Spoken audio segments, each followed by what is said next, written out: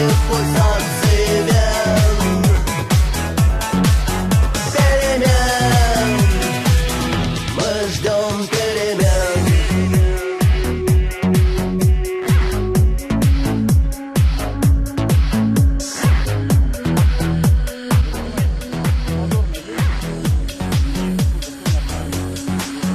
Электрический свет продолжает наш день, и коробка от спичек пуста. Но на кухне синим цветком горит газ. Сигареты в руках.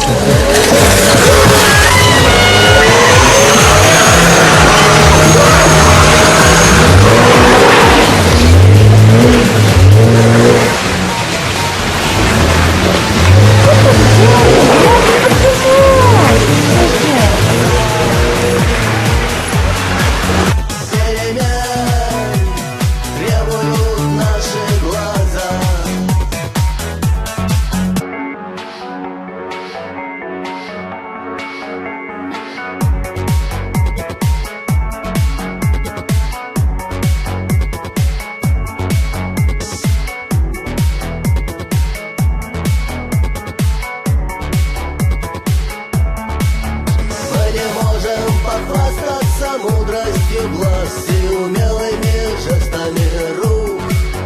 Нам не нужно все это, чтобы друг друга понять. Сигареты в руках, чай на столе, так замыкается круг. И вдруг нам становится страшно что-то менять.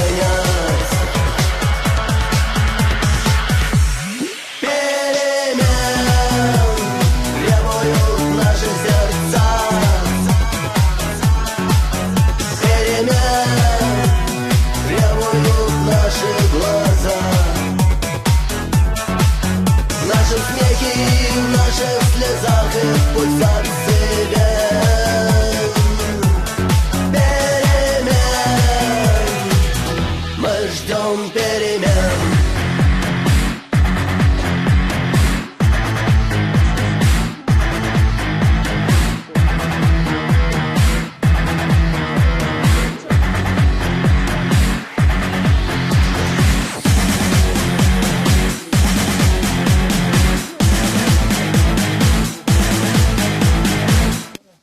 Закон об ограничении продажи алкоголя, который вступил в силу 1 января этого года, стал лазейкой для так называемых бутлегеров. Общественная организация под названием Комитет народного контроля республики совместно с полицией регулярно проводит рейды по задержанию лиц, занимающихся незаконной торговлей.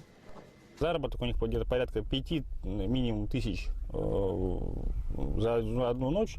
Ну, поэтому, скажем так, все они имеют высшее образование, все на хороших машинах, там у них в основном практически джипы, да, скоростные машины.